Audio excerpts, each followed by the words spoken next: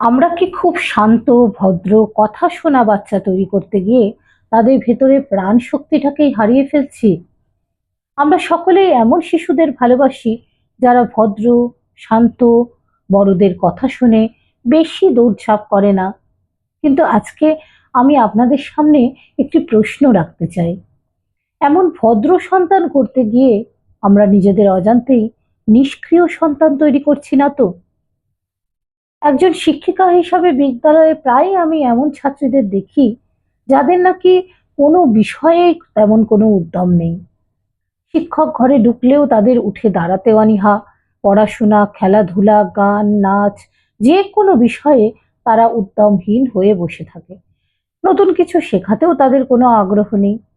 তার সাথে আরো একটি জিনিস আমাকে ভাবায়, এমনকি তথাকথিত ভালো মেয়েরা যারা নাকি পরীক্ষার জন্য ভালো মুখস্থ করতে পারে, ভালো নাম্বার পায়, তাদেরও যদি নতুন কিছু ভাবতে বলা হয়, নিজের মতো করে কিছু বলতে বলা হয়, বা কোনো সমস্যার সমাধান নিজের মতো করে করতে বলা হয়, তখনই কিন্তু তারা থেমে যাচ্ছে। এমনটা কেন হচ্ছে? মনোবিজ্ঞানের থিওরি অনুযায়ী একটি শিশুর মস্তিষ্ক সবচেয়ে বেশি শেখে তখনই যখন তা সক্রিয় থাকে। তারা খেলে, দৌড়ায়, প্রশ্ন করে, ভুল করে, আবার চেষ্টা করে। এই অভিজ্ঞতাগুলোর মধ্য দিয়েই তাদের চিন্তা ভাবনার স্তর বিকশিত হয়, তাদের আত্মনিয়ন্ত্রণ, সৃজনশীলতার ক্ষমতা গড়ে ওঠে, তারা সিদ্ধান্ত নেওয়ার দক্ষতা তৈরি করতে পারে। এর পরিবর্তে আমরা যদি তাদের বারবার বলি, চুপ করে বসো, বেশি প্রশ্ন করবে না, দৌড়বে না, যেমন বলছি তেমনটাই করো, তাহলে ধীরে ধীরে তাদের উদ্যম নেওয়ার প্রচেষ্টাটাই কমে আসে। তারা মনে করতে থাকে আমাকে কেউ বলে দেবে আমাকে কি করতে হবে। এর সাথে যদি যোগ হয় পরীক্ষা কেন্দ্রিক শিক্ষার পদ্ধতি, যা নাকি কেবলমাত্র মুখস্থ করতে অনুপ্রাণিত করে, স্বাধীন চিন্তা, খেলাধুলা, সৃজনশীলতা, মুক্ত আলোচনা এই ধরনের কাজের পরিসর দেয় না, তাহলে তাদের চিন্তা জগৎও কিন্তু ধীরে ধীরে সংকুচিত হতে শুরু করে। তখন আমরা এমন শিশুকে পাই যারা নাকি বইয়ের প্রশ্নের উত্তর দিতে পারে, কিন্তু বাস্তব জীবনের প্রশ্নের সম্মুখীন হলে তারা আর আত্মবিশ্বাস অর্জন করে উঠতে পারে না।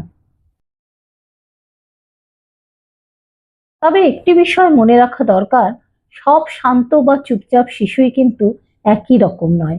কারো কারো স্বভাবই শান্ত হতে পারে, আবার কারো এই ধরনের আচরণের পেছনে ঘুমের অভাব, উদ্বেগ, বিষণ্ণতা, অন্যান্য শারীরিক বা মানসিক অসুবিধা, অতিরিক্ত স্ক্রিন টাইম, এগুলোও কারণ হতে পারে। তাই কোনো শিশুকেই অযোগ্য বা অলস বলে দাগিয়ে দেওয়ার আগে তার এই আচরণের পেছনের কারণটা খোঁজা জরুরি। কারণ আমাদের লক্ষ্য আজ্ঞাবহ শিশু নয়, আমাদের লক্ষ্য আত্মনিয়ন্ত্রিত শিশু তৈরি করা। যে শিশু ভদ্র হবে কিন্তু প্রশ্নও করবে, নিয়ম মানবে কিন্তু নিজের মতো করে ভাবতেও শিখবে, খেলবে, দৌড়বে, পড়বে, ভুল করবে, তবে আবার উঠে দাঁড়াবে। কারণ ভবিষ্যৎ এখন আর মুখস্থ করা মানুষদের জন্য নয়, ভবিষ্যৎ তাদের যারা নিজের মতো চিন্তা করতে পারে, নতুন বিষয় শিখতে পারে, জানতে পারে, এবং যারা পরিবর্তিত পরিস্থিতির সঙ্গে মানিয়ে নিতে পারে।